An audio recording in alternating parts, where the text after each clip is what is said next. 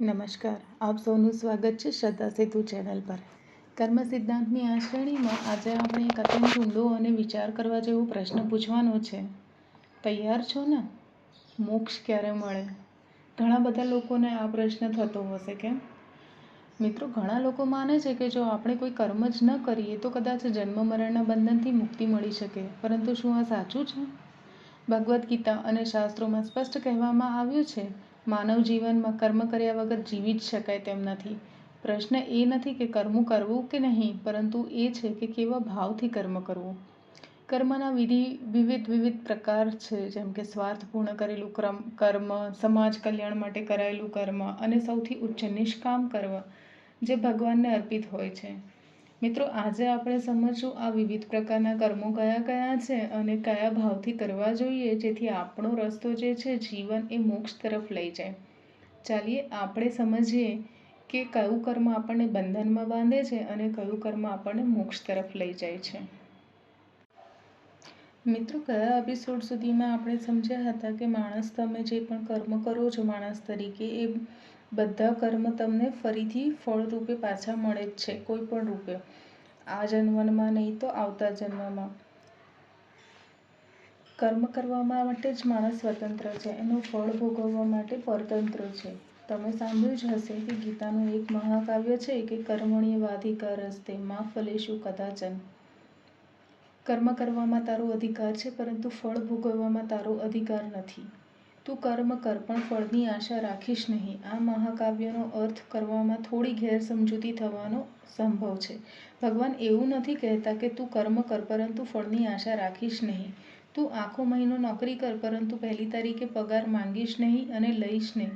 Railway સ્ટેશનથી મજૂર પાસે પોટલું ઊંચકાવીને હું તેને ગીતાનો ઉપદેશ કરું કે ભાઈ તું ગીતા વાંચ, કર્મ કરવામાં તારો અધિકાર છે, પરંતુ મજૂરીની પાવલી માંગવાનો તારો અધિકાર નથી. તો પેલો મજૂર મને એવો જવાબ આપે કે મારે ગીતાનું જ્ઞાન નથી જોઈતું, પણ મજૂરીની પાવલી જ જોઈએ. ગીતા તમે એકલા વાંચજો, મને મારી મજૂરીના ચારાના આપી દો. કર્મ કરે એટલે ફળ તો મળે જ. ફળ આપ્યા સિવાય કર્મ શાંત થાય નહીં. તો ઉપરયુક્ત મહાવાક્યનો અર્થ સ્પષ્ટ છે. કર્મ કરવામાં તારો અધિકાર છે, ફળમાં નહીં. એટલે કે કર્મ કરવામાં તું સ્વતંત્ર છે, પરંતુ ફળ ભોગવવામાં તું પરતંત્ર છે. કર્મ કરવું, ના કરવું, કેવું કરવું કે ના કરવું, શુદ્ધ બુદ્ધિનો ઉપયોગ કરીને તેમાં પ્રવૃત્ત થવામાં તું સ્વતંત્ર છે, પરંતુ તેનું ફળ ભોગવવામાં પરતંત્ર છે. એટલે કે તારે ફળ ન ભોગવવું હોય તો પણ પરાણે ભોગવવું જ પડશે. તેમાં આનાકાની કે છટકબારી ચાલશે નહીં. હું તમારે ત્યાં મહેમાન તરીકે જમવા આવું, તમે મારા માટે દૂધ, પાક, પૂરી, 2 શાક, ભજીયા, વાલ, કઠોળ, ફરસાણ, અથાણાં, પાપડ વગેરે અનેક વાનગીઓ બનાવીને મને પીરસો. તેમાં શું ખાઉં, શું ના ખાઉં, શું વધારે ખાઉં, તેમાં હું સ્વતંત્ર છું. હું જે વાનગી વધારે ખાઉં તે વાનગી તમે મને વધારે અને વધારે પ્રેમથી પીરસ્યા કરો. મારી તબિયતને કઈ વાનગી અનુકૂળ છે તેનું ભાન મારે રાખવાનું છે, તમારે નહીં. હું નર્યા વાલ ખાઈશ તો મને ઝાડા થઈ જશે, મારું પેટ બગડશે, એનું ભાન મારે રાખવાનું છે, તમારે નહીં. તમે તો રાજી થઈને મને વાલ જ પીરસ્યા કરો. ખૂબ વાલ ખાવામાં હું સ્વતંત્ર છું, પરંતુ પછીથી કળશા ભરવામાં અને જાજરૂ તરફ આખો દિવસ દોડાદોડ કરવામાં હું પરતંત્ર છું. તેમ કરવાથી હું છટકી શકું નહીં, અને તેમાં તમારી અગર તો કોઈ સારા ડૉક્ટરની પણ લાગવગ ચાલે નહીં. ફળ ભોગવવા માટે તો દેહ ધારણ કરવો જ પડે, અને પાપ કર્મનું દુઃખ ભોગવવા પણ દેહ ધારણ કરવું પડે. ફળ ભોગવવા માટેનું સાધન દેહ છે. દેહ ધારણ કરે તો જ ફળ ભોગવી શકાય. એટલે શુભ અગર અશુભ કર્મના ફળ ભોગવવા દેહ ધારણ કરવો જ પડે, અને એટલે જ જન્મ મરણના ચક્કરમાં આવવું જ પડે. જ્યાં સુધી જન્મ મરણના ચક્કર રહે ત્યાં સુધી મોક્ષ મળ્યો ગણાય નહીં. દેહ જ ધારણ ન કરવો પડે તેવી પરિસ્થિતિનું નામ મોક્ષ. અને જ્યાં સુધી શુભ અને અશુભ કર્મોના ઢગલા સંચિત કર્મોમાં જમા થયેલા છે અને તે પૂરા ભોગવી ના લેવાય ત્યાં સુધી આ સંસાર ચક્ર ચાલ્યા જ કરે. દેહ ધારણ કરવો પડે એ જ ખરું બંધન છે. શુભ કર્મના ફળ સ્વરૂપે સુખ ભોગવવા દેહ ધારણ કરવું પડે તે સોનાની બેડી, અને અશુભ કર્મના ફળ સ્વરૂપે દુઃખ ભોગવવા દેહ ધારણ કરવું પડે તે લોખંડની બેડી. પરંતુ બંને રીતે શુભ અને અશુભ બંને પ્રકારના કર્મોના ફળ ભોગવવા માટે જીવને દેહ ધારણ કરવાની ફરજ પડે છે. અને તે રીતે બંને શુભ અને અશુભ કર્મ એટલે કે કર્મ માત્ર જીવને બંધન કરતા છે. તે જ જીવને બંધન જન્મ મરણની બેડી પહેરાવે છે. પછી તે બેડી સોનાની હોય કે લોખંડની, પરંતુ આખરે બંધન તો રહે જ. સુપાત્રને દાન કરો તો ફળરૂપે સુખ ભોગવવા દેહ ધારણ કરવો પડે, અને કુપાત્રને દાન કરો તો તેના ફળ સ્વરૂપે દુઃખ ભોગવવા દેહ ધારણ કરવો પડે. અને બંને પ્રકારે અવળી અગર સવળી ઘંટી સંસાર ચક્રની ચાલ્યા જ કરે, અને તેમાં જીવ માત્ર પીલાયા જ કરે. મોક્ષ મળતો નથી, કારણ કે નવા નવા ક્રિયમાણ કર્મ તે સતત કરતો જ રહે છે. તેમાંથી જે તાત્કાલિક ફળ આપતા નથી તેવા કર્મો સંચિત કર્મોમાં જમા થતા જાય છે. જેના અનેક હિમાલય ભરાય તેટલા જબરજસ્ત ઢગલા થયેલા છે, અને પ્રારબ્ધ બનતા જાય છે. તેટલા જ ફળ પ્રારબ્ધ ભોગવવાને અનુરૂપ શરીર જીવ ધારણ કરતો રહે, અને તે જીવનકાળ દરમિયાન પાછા બીજા અનેક જન્મો લેવા પડે તેવા નવા ક્રિયમાણ ઊભો કરતો જાય. આ રીતે સંસાર ચક્રનું વિષચક્ર અનાદિકાળથી ચાલતું આવે છે, અને તે અનંતકાળ સુધી ચાલતું રહેવાનું.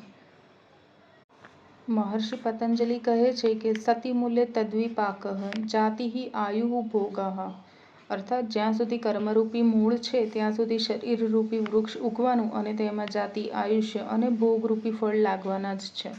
ઘણા માણસો એમ સમજે છે કે કદાચ 3 મણ પાપ કર્મ કરીશું તો ત્યાર પછી તેની સામે 5 મણ પુણ્ય કર્મ કરી નાખીશું, એટલે 5 મણ પુણ્યમાંથી 3 મણ પાપ બાદ કરતાં 2 મણ પુણ્ય જ ભોગવવાનું રહેશે, અને 3 મણનું પાપ ભોગવવું નહીં પડે. આ ગણિત ખોટું છે.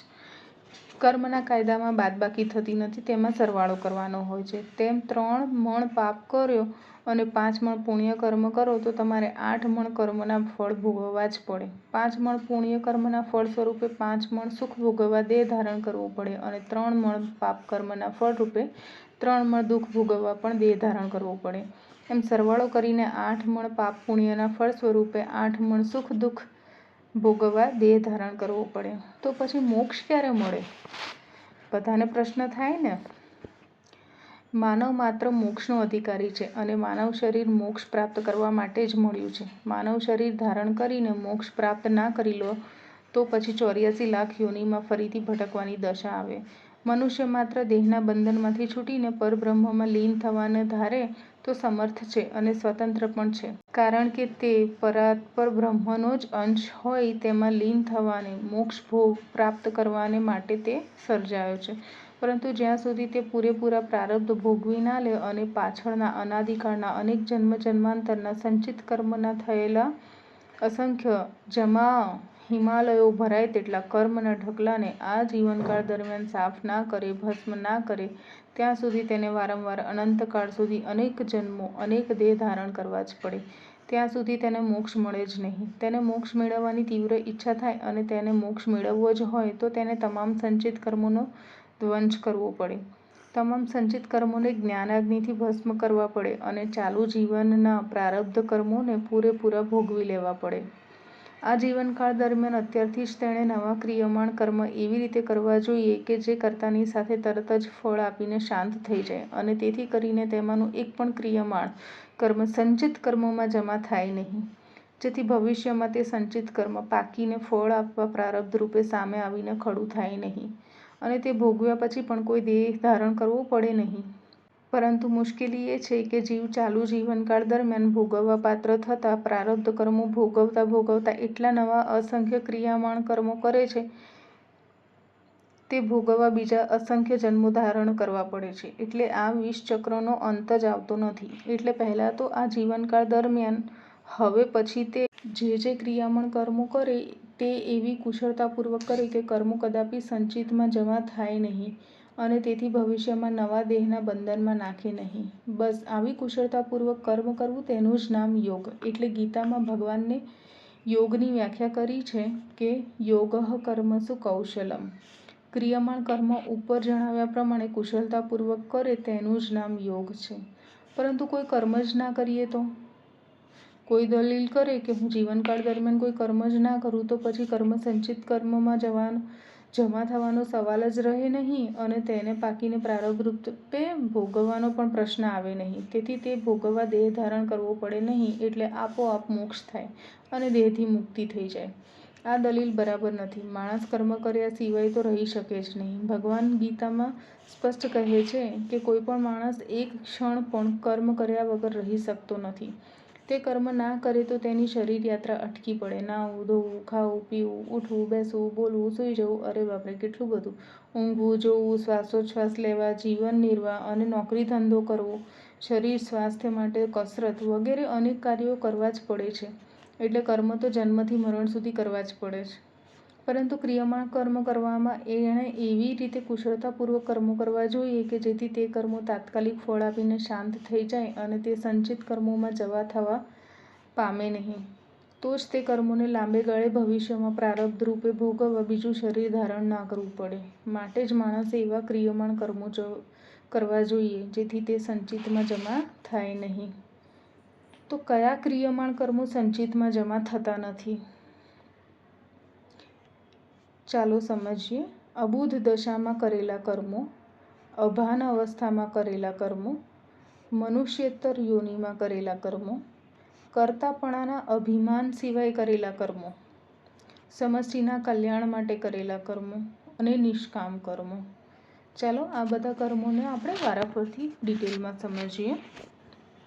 અબુધ અને અભાન દશામાં કરેલા કર્મો એટલે કે બાલ્યાવસ્થામાં કરેલા કર્મો અને અભાન અવસ્થામાં ગાંડપણમાં દારૂ પીધેલી અગર કેફી અવસ્થામાં કરેલા કર્મના રાગદ્વેષની પ્રેરણા હોતી નથી અને તેથી રાગદ્વેષથી પ્રેરાયા સિવાયના કર્મો સંચિત કર્મમાં જમા થતા નથી. કોઈ નાનું બાળક અગ્નિમાં હાથ નાખે તો તે દાઝે અને કર્મ તાત્કાલિક ફળ આપે, પરંતુ તે જ કર્મ પાછું ફરીથી સંચિતમાં જમા થઈને બીજી વખત ફળ આપવા ઊભું રહે નહીં. 3 વર્ષનો નાનો બાળક સમજો રમત કરતાં કરતાં ખાટલામાં કૂદતો હોય અને તે જ ખાટલામાં સૂતેલા એક 3 માસના બાળકના ગળા ઉપર પગ આવી જતાં તે બાળક મરી જાય સમજો, તો તેના માટે પેલા 3 વર્ષના બાળક ઉપર કોઈ ઇન્ડિયન પિનલ કોડની કલમ 302 મુજબ કેસ ચાલે નહીં, કારણ કે તે કર્મમાં રાગ દ્વેષ હોતો નથી. તે પ્રકારે તે કર્મ સંચિતમાં પણ જતું નથી. સગીર ઉંમરના બાળકે વેચાણ દસ્તાવેજ જેવું કંઈ કર્યું હોય તો તે કોર્ટ માન્ય રાખતી નથી. સગીર ઉંમરના બાળકને મતદાનનો પણ અધિકાર નથી. તેવી જ રીતે કેફી અવસ્થામાં, અભાન અવસ્થામાં, ગાંડપણમાં પણ નઠારી ગાળો બોલે અગર બખેડો કરે તો તેની વિરુદ્ધ ઈ.પી. એટલે કે ઇન્ડિયન પિનલ કોડની કલમ 323, 504 મુજબ કોર્ટમાં કેસ ચાલે નહીં. બહુ તો લોકો ભેગા થઈને બરાબરનો ટીપે, ઝૂડી કાઢે અને તે રીતે તેના કર્મનું તાત્કાલિક ફળ મળી જાય, કાં તો તેની દયા ખાઈને જતો કરે. પરંતુ આવા માણસના કર્મમાં રાગ દ્વેષ ન હોવાથી કોઈ સંચિત કર્મમાં જમા થતા નથી. મનુષ્યેતર યોનિમાં કરેલા કર્મો, મનુષ્ય યોનિ સિવાયની બીજી યોનિઓમાં કરેલા કર્મ સંચિત કર્મમાં જમા થતા નથી, કારણ કે મનુષ્ય યોનિ સિવાયની બીજી તમામ યોનિઓ ભોગ યોનિઓ કહેવાય છે. આવી મનુષ્યેતર યોનિમાં માણસ માત્ર પૂર્વ સંચિત કર્મો પ્રારબ્ધ રૂપે આવીને તે ભોગવીને દેહનો છુટકારો થાય છે. તેમાં કોઈ નવા ક્રિયમાણ કર્મો સંચિત થતા નથી. ઘોડા, ગધેડા, કૂતરા, બિલાડા, પશુ પક્ષી યોનિઓમાં જીવ માત્ર કુદરતી આવેગ પ્રમાણે વર્તે છે, તેથી તે યોનિઓમાં ફક્ત પ્રારબ્ધ કર્મ ભોગવીને જ રહી જાય છે. તેમાં કરેલા ક્રિયમાણ કર્મ તાત્કાલિક ફળ આપે છે, પછી તે સંચિતમાં જમા થતું નથી. ગધેડું કોઈને લાત મારે તો તે તાત્કાલિક 2 ડફણા ખાય, પછી તે કર્મ સંચિતમાં જમા થવાનું રહે નહીં. કૂતરો કોઈ માણસને કરડે તેથી તે માણસને હડકવા લાગે અને મરી જાય, અથવા સાપ કોઈને કરડે અને તેથી મૃત્યુ થાય તો કૂતરા અગર સાપ ઉપર આઈપીસી 302 મુજબ ખૂનનો કોઈ કેસ કોર્ટમાં ચાલે નહીં. ઇન્ડિયન પિનલ કોડ ફક્ત મનુષ્ય યોનિઓના જીવોને માટે જ લખાયેલો છે. મનુષ્યેતર યોનિના જીવોને આઈપીસીનો કોડ લાગુ પડતો નથી. પૂછી જોજો કોઈ સારા વકીલને કે કોઈ ભેંસ વગેરેને લાગી છે આઈપીસીની કોઈ કલમ. ભેંસ, ગાય કોઈ ખેતરમાં ભેલાણ કરે અને પાકને નુકસાન કરે તો લોકો તેને તાત્કાલિક થોડા ડફણા મારે, ઝૂડી કાઢે, અગર ડબ્બામાં પૂરે અને તે રીતે તેના કર્મનું તાત્કાલિક ફળ ભોગવે, પછી તે સંચિત કર્મમાં જમા થવાનું રહે જ નહીં. ભેંસ, ગાય ભેલાણ કરે તો તેનો દંડ કેટલ ટ્રેસપાસ એક્ટ પ્રમાણે તેના માલિકને જ થાય. ભેંસ, ગાય ઉપર આ કાયદા મુજબ કોઈ કેસ ચાલે નહીં. આ પ્રમાણે તમામ મનુષ્યેતર યોનિના જીવો પશુ, પક્ષી, કીડા, મકોડા, માછલા, જળચર, નભચર નાના પ્રકારના જીવો ભોગ યોનિના ગણાય છે. તેમાં નવા ક્રિયમાણ કર્મ સંચિતમાં જમા થતા નથી. અરે દેવ યોનિ પણ ભોગ યોનિ કહેવાય છે અને દેવો તેમના પુણ્યના પ્રભાવે માત્ર સુખ ભોગો ભોગવે છે. તેમના ક્રિયમાણ પણ સંચિતમાં જમા થતા નથી. જે જીવો પૂત પાપાહ નિર્ધૂત કલ્મષાહ, જેના તમામ પામો નષ્ટ થયા છે અને સિલકમાં માત્ર પુણ્ય કર્મો જ રહ્યા છે. તે જીવો દેવયોની ભોગયોનીમાં સ્વર્ગમાં જઈને દિવ્ય ભોગો ભોગવે છે અને પુણ્યનો ક્ષય થતાં મર્ત્યલોકમાં પાછા ફરે છે. ત્યાં તેઓના નવા ક્રિયમાણ કર્મો સંચિતમાં જમા થતા નથી. જેથી ગીતા કહે છે, મનુષ્યોત્તર યોનિમાં કરેલા કર્મો સંચિત કર્મોમાં જમા થતા નથી. કર્તાપણાના અભિમાન સિવાય કરેલા કર્મો. આવા કર્મ અકર્મ બની જાય છે અને તે કર્મો સંચિતમાં જમા થતા નથી. તેથી તેનું ફળ ભોગવવા ફરીથી દેહ ધારણ કરવો પડતો નથી અને તેથી દેહના બંધનમાં જન્મ મરણના ચક્કરમાં પડવું પડતું નથી. કોઈ સેશન્સ જજ ખૂનના ગુના બદલ તહોમતદારને ફાંસીની સજા કરે તો તે સેશન્સ જજ એક જીવની હત્યા બદલ ગુનેગાર ઠરાતા નથી, કારણ કે સેશન્સ જજ ફાંસીની સજા કરતો હોવા છતાં તેનામાં કર્તાપણાનું અભિમાન હોતું નથી. તે માત્ર કાયદાની મર્યાદામાં રહીને જ ન્યાયનું પાલન કરે છે. એવી જ રીતે જે માણસ માત્ર પોતાની મર્યાદામાં રહીને પોતાની ફરજોનું પાલન કરતો હોય તે જગતના કોઈ પણ માણસ અગર અનેક માણસને ગમે તેટલું નુકસાન કરતો જણાય છતાં તે કર્તાપણાના અભિમાન સિવાય કરતો હોવાથી તેને તે કર્મ બંધનરૂપ થતું નથી. એટલે ભગવાને ગીતામાં અર્જુનને હિંમતપૂર્વક કહ્યું છે કે ધર્મયુદ્ધમાં તું અનેકનો સંહાર કરીશ તો પણ તારું કર્મ તને બંધન નહીં કરે, કારણ કે તું તારું કર્મ કર્તાપણાના અભિમાન સિવાય માત્ર ફરજ તરીકે જ કરે છે. ભગવાન કહે છે કે આ તત્વનો જાણકાર અને હું જ કરું છું એ પ્રકારના અભિમાન રહિત જીવ ધર્મની મર્યાદામાં રહીને ન્યાય નીતિથી જે કંઈ કર્મો પોતાની ફરજ રૂપે કરે છે તે તમામ કર્મો કરતો હોવા છતાં તેનાથી લેપાતો નથી. અને એટલે ભગવાને ગીતામાં કહ્યું છે કે જે જીવો અભિમાન વશ થઈને શકટનો ભાર જેમ શ્વાન તાણે એની જેમ હું જ બધું કરું છું એવો મિથ્યા પ્રલાપ કરે છે અને કર્તાપણાના અભિમાનથી કર્મ કરે છે, તે કર્મના ફળ તેને કાળે કરીને અનેક દેહ ધારણ કરાવે છે અને ભોગવાવે છે. આવા અભિમાની જીવો મિથ્યા બકવાસ કરે છે તે ભગવાન ગીતામાં કહી બતાવે છે. અજ્ઞાનથી મોહિત થયેલા ચિત્તવાળા, મોહજાળમાં ફસાયેલા અને કામભોગોમાં આસક્ત એવા પામર જીવો ઉપર પ્રમાણે મિથ્યાભિમાન કરીને જ કર્મો કરે છે જે સંચિતમાં જમા થાય છે અને તે અનેક જન્મોના ચક્કરમાં જીવને ફસાવે છે. સમષ્ટિના કલ્યાણ માટે કરેલા કર્મો. કેટલાક કર્મો દુનિયાની દ્રષ્ટિએ પાપકર્મો ગણાતા હોવા છતાં તે જગતના સમષ્ટિના કલ્યાણ માટેના હોય તો તે પાપ કર્મો હોવા છતાં સંચિત કર્મમાં જમા થતા નથી. જૂઠું બોલવું તે પાપ ગણાય છે, કાં તો જૂઠું બોલવાની કોઈને ફરજ પાડવી અગર પ્રેરણા કરવી તે પણ એટલું જ પાપ ગણાય છે. છતાં ખુદ ભગવાન શ્રી કૃષ્ણે યુધિષ્ઠિર જેવા ધર્મરાજાને જૂઠું બોલવાની પ્રેરણા કરી અને ન રોવા કુંજ રોવા એમ કહીને ધર્મરાજા યુધિષ્ઠિર યુદ્ધમાં અશ્વત્થામા હણાવે છે એમ જૂઠું બોલ્યા. આમાં શ્રીકૃષ્ણને કોઈ અંગત સ્વાર્થ નહોતો. પાંડવો જીતે તો તેમાંથી તેમને કંઈ ભાગ કે કમિશન મળવાનું નહોતું, પરંતુ યુધિષ્ઠિર જો આટલું જૂઠું ના બોલે તો દ્રોણાચાર્ય મરાય તેમ નહોતા અને સમષ્ટિના કલ્યાણ માટે આતતાયી દુષ્ટ જીવોના સંહાર માટે ખેલાયેલા ધર્મયુદ્ધમાં પાંડવો જીતી શકે એમ નહોતા. યુધિષ્ઠિરને થોડું જૂઠું બોલવાથી નુકસાન થયું, તેમના સત્યવાદીપણામાં થોડી ઝાંખપ લાગી, પરંતુ એક વ્યક્તિને નુકસાન થવા જતાં જો સમષ્ટિનું કલ્યાણ થતું હોય તો તે માટે જૂઠું બોલવાની પ્રેરણા કરનાર શ્રી કૃષ્ણ તે પાપ કર્મના પ્રણેતા હોવા છતાં તેમને તે કર્મનું ફળ ભોગવવું પડ્યું નથી અને તે કાર્ય સંચિતમાં જમા થઈને તેમના પુનર્જન્મનું કારણ બની શક્યું નથી. શ્રી કૃષ્ણ તેમના જીવનકાળ દરમિયાન ચોરીઓ કરી છે, માખણ ચોરના નામે પ્રસિદ્ધ થયા છે.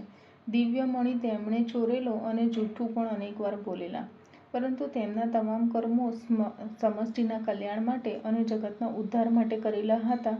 એટલે એમણે ગીતામાં કહ્યું કે જન્મ કર્મ ચ મે દિવ્યમ, મારો જન્મ અને મારા કર્મ દિવ્ય છે. મારે માટે અંગત સ્વાર્થ માટે કંઈ પ્રાપ્ત કરવાનું રહેતું નથી, કારણ કે હું સ્વયં પૂર્ણ કામ છું. શ્રી કૃષ્ણ કહે છે મારો જન્મ દિવ્ય છે અને કર્મ પણ દિવ્ય છે. એના 3 કારણ છે. એક તો હું બીજા માણસોની માફક માતાના ગર્ભમાં 9 માસ મળમૂત્રમાં ઊંધો લટકીને પછી જન્મ લેતો નથી, પરંતુ હું સ્વયં પ્રગટ થાઉં છું. બીજું, મારા પૂર્વજન્મના સંચિત કર્મો ભોગવવા માટે હું દેહ ધારણ કરતો નથી, કારણ કે મારી પાછળ મારા કોઈ સંચિત કર્મો પડ્યા નથી. અને ત્રીજું, મારા જીવનકાળમાં જે કર્મો મેં કર્યા છે તે લીલા માત્ર છે અને સમષ્ટિના કલ્યાણ માટે કરેલા છે. તે મેં કોઈ અંગત રાગ દ્વેષથી પ્રેરાઈને મારા અંગત સ્વાર્થ માટે કરતાપણાના અભિમાનથી કરેલ નથી અને તેથી તે કર્મ સંચિતમાં જમા થતા નથી અને તે મારા બીજા જન્મના હેતુ કારણ બનતા નથી. હું મારી ઈચ્છા મુજબ જ્યાં જ્યારે જેવા દેહની જરૂર પડે તેવો દેહ ધારણ કરું છું. નિજ ઈચ્છા નિર્મિત તનુ હું, એમ તુલસીદાસજી વર્ણન કરે છે. જગતના મહાપુરુષો રામકૃષ્ણ પરમહંસ, સ્વામી રામતીર્થ, વિવેકાનંદ, મહાત્મા ગાંધી, જીસસ ક્રાઇસ્ટ, મહેમદ પયગંબર વગેરે તેમના જીવનકાળ દરમિયાન માત્ર સમષ્ટિના કલ્યાણ માટે કર્મો કરેલા, તેથી તે મુક્ત જીવો ગણાય છે. નિષ્કામ કર્મો. કામના રહિત કરેલ કર્મ સંચિત કર્મમાં જમા થતા નથી. ખરેખર તો દરેક માણસ જે કર્મ કરે છે તે કોઈ કામનાથી, ઈચ્છાથી, આશાથી પ્રેરાઈને જ કરે છે અને તેમાં તેનો દોષ નથી. માણસ ફળની આશા, ઈચ્છા, કામના રાખે કે ના રાખે તો પણ કર્મ ફળ આપ્યા સિવાય છોડે જ નહીં. તેવો કર્મનો અટલ સિદ્ધાંત છે જે આપણે ઓલરેડી સમજી ચૂક્યા છે. પરંતુ કેટલાક માણસો કર્મ કરે તે છતાં તેમને તેમના કર્મનું ફળ જોઈતું નથી. આ વાત વિચિત્ર નથી, પરંતુ સાચી છે. માણસ પાપ કરે છે પરંતુ તેનું ફળ તેને જોઈતું નથી. માણસ ચોરી કરે છે પણ તેને પોલીસથી પકડાવું નથી. તેને લાંચ લેવી છે પણ લાંચ લેતા તેને પકડાવું નથી અને તેનું ફળ, સજા તેને જોઈતી નથી. એટલે એનો અર્થ એવો નથી કે તે નિષ્કામ કર્મ છે. માણસને પાપ કર્મ કરવાની ઈચ્છા થાય છે પરંતુ તેને ફળ ભોગવવાની જરા પણ ઈચ્છા થતી નથી. તેને તો માત્ર પુણ્ય કર્મનું જ ફળ જોઈએ છે, પરંતુ તેને પુણ્ય કર્મ કરવું હોતું નથી. પાપ કર્મ કરનારને તેના ફળની કામના નથી, માટે તે માણસ પાપ કર્મ નિષ્કામ ભાવે કરે છે તેવું નથી. નિષ્કામ કર્મ એટલે શાસ્ત્ર વિહિત કર્મ. ધર્મની મર્યાદામાં રહીને અંગત રાગ દ્વેષથી પ્રેરાયા સિવાય કરતાપણાના અભિમાન વગર સમષ્ટિના કલ્યાણ માટે પોતાનો અંગત ક્લુષિત સ્વાર્થ છોડીને કરેલું કર્મ તે નિષ્કામ કર્મ છે. ભગવાન ગીતામાં આજ્ઞા કરે છે કે મા કર્મ ફળ હેતુર્ભુવઃ, ફળ મળે તો જ કર્મ કરવું એ ભાવનાથી નહીં, પરંતુ પોતાની ફરજના અંગરૂપે પોતાનો આત્મા રાજી થાય તે માટે ભગવત પ્રીત્યર્થે માણસ કર્મ કરે તે જ નિષ્કામ કર્મ છે. માણસ સવારથી ઉઠે ત્યારથી સુખની ખોજમાં નીકળે ને દુઃખ મેળવવા માટે કર્મ કરતો નથી, છતાં દુઃખ આવી જાય, આવીને ખોળામાં પડે છે એટલે સુખ અગર તો દુઃખ પ્રારબ્ધ વશાત માંગો કે ન માંગો તો પણ આવીને મળવાના જ છે. નરસિંહ મહેતાએ કહ્યું છે, સુખ દુઃખ મનમાં ન આણીએ ઘટ સાથે રે ઘડિયા, ટાળ્યા તે કોઈના નવ ટળે રઘુનાથના જડિયા. પરંતુ નિષ્કામ ભાવે ભગવત પ્રીત્યર્થી કરેલા કર્મ સંચિતમાં જમા થતા નથી અને તે જીવને જન્મ મરણના ચક્કરમાં નાખતા નથી. સૂર્યનારાયણ ઉગે છે કે તરત જ અંધકારનો નાશ થાય છે, પરંતુ આપણે સૂર્યનારાયણને કહીએ છીએ કે તમે અમારા ઉપર ઉપકાર માનીએ કે તમો આવીને ગાઢ અંધકારનો નાશ કર્યો. તો સૂર્યનારાયણ એમ જ જવાબ આપે કે મેં અંધકાર જોયો જ નથી, મેં અંધકારનો નાશ કર્યો જ નથી, પરંતુ મારા અસ્તિત્વ માત્રથી જ અંધકાર એની મેળે નાસી ગયો છે અને જો મારા સાનિધ્યમાં અંધકાર ઊભો રહે, ટકી રહે તો મારું અસ્તિત્વ ના રહે. સૂર્યનારાયણ તો માત્ર સમષ્ટિના કલ્યાણ માટે, જગતને પ્રકાશ અને જીવન આપવા માટે કરોડો માઇલની મુસાફરી કરે છે. તેને માટે કંઈ પણ પગાર પણ માંગતા નથી. નિયત સમયથી એક પળ પણ મોડા પડ્યા નથી. પગાર, પેન્શન, ગ્રેચ્યુટી કશાની તેમને કામના નથી. માત્ર સમષ્ટિના કલ્યાણ માટે કરતાપણાના અભિમાન સિવાય તે કર્મ કરે છે. આ કર્મ નિષ્કામ કર્મ કહેવાય. એક બીજું ઉદાહરણ જોઈએ. એક માતા પોતાના નાના બાળકની માવજત કરે છે. આ બાળકને 104 ડિગ્રી તાવ આવ્યો હોય અને તેની મા 4 રાતના ઉજાગરા કરે. તેને તમે કહો કે તને 1000 રૂપિયા આપું, તું આ બાળકને ધવડાવીશ નહીં અને માવજત કરીશ નહીં. વળી આ બાળક મોટું થશે ત્યારે તે અને તેની પત્ની બંને તને મારશે અને દુઃખી કરશે, છતાં પણ મા તમારી વાત કબૂલ રાખે નહીં. છોકરો તેને દુઃખી કરે કે સુખી કરે, પરંતુ મા તો નિષ્કામ ભાવે બાળકની માવજત કરે જ. નિષ્કામ કર્મના આવા અનેક દ્રષ્ટાંતો દુનિયામાં છે. મોટો 5000નો પગારદાર ડાયરેક્ટર ઓફ પ્રોહિબિશન દારૂબંધીનું જે કામ ન કરી શકે તેવું કામ વગર પગારે હઝરત મહેમદ પયગંબરે, સહજાનંદ સ્વામીએ અને મહાત્મા ગાંધીજીએ કરી બતાવ્યું. જેણે પગાર ખાધો છે તે કામ કરી શક્યા નથી, જેણે કામ કર્યું છે તેણે કદી પગાર માંગ્યો નથી. મહેમદ પૈગંબરે, જીસસ ક્રાઇસ્ટે, સહજાનંદ સ્વામીએ કાં તો મહાત્મા ગાંધીજીએ સમષ્ટિના કલ્યાણ માટે નિષ્કામ ભાવે જે કર્મો કર્યા છે તેને માટે તેમણે કોઈ દિવસ પગાર, પ્રમોશન, પેન્શન, ગ્રેજ્યુઇટી, હક રજા કે કેઝ્યુઅલ રજા કંઈ પણ માંગ્યું નથી. નિષ્કામ કર્મયોગ દ્વારા માણસ ક્રિયમાણ કર્મને કંટ્રોલ કરી શકે અને તેને સંચિત કર્મમાં જમા થવા દે નહીં અને તે રીતે જન્મ મરણના ચક્કરમાં ફસાય નહીં. મિત્રો, આપણે સમજ્યું કે મોક્ષ કર્મ છોડવાથી નહીં પરંતુ સાચા ભાવથી કર્મ કરવાની કળાથી મળે છે. જો કર્મ સ્વાર્થથી ભરેલું હોય તો તે આપણને બંધનમાં જકડી દે છે, પરંતુ જો એ જ કર્મ નિષ્કામ ભાવથી ભગવાનને અર્પણ કરીને કરવામાં આવે તો તે આપણને મોક્ષ તરફ લઈ જાય છે.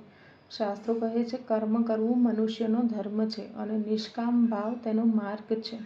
યાદ રાખજો, સમાજ કલ્યાણ માટે કરેલું કર્મ પણ પવિત્ર છે કારણ કે તે સમગ્ર માનવજાતને સુખી બનાવે છે અને મોક્ષ એ માત્ર મૃત્યુ પછીની સિદ્ધિ નથી પરંતુ એ જીવન જીવવાની એક ઊંચી દ્રષ્ટિ છે. આગામી વિડીયોમાં આપણે સમજશું કે પ્રારબ્ધ કર્મને કેવી રીતે કંટ્રોલ કરવા જોઈએ. પ્રારબ્ધને તો ભોગવે જ છૂટકો થાય છે, તો પછી કયા કયા કર્મનું આપણને કઈ રીતે ફળ મળે છે. ગ્રહો નક્ષત્રો આપણને પ્રારબ્ધ ભોગવવામાં શું મદદ કરે છે. ભગવાન આપણને પ્રારબ્ધ ભોગવવામાં શી મદદ કરે છે. આ બધું આપણે આવતા એપિસોડમાં જોઈશું. જો આ વિડીયો તમને ગમ્યો હોય તો લાઈક કરો, શેર કરો અને ચેનલ શ્રદ્ધા સેતુને સબસ્ક્રાઈબ કરવાનું ભૂલશો નહીં. આગામી એપિસોડમાં જેમ મેં કહ્યું, આપણે કર્મના સિદ્ધાંતના બીજા રહસ્યો ઉપર ચર્ચા કરીશું. વિડીયો જોવા માટે ધન્યવાદ.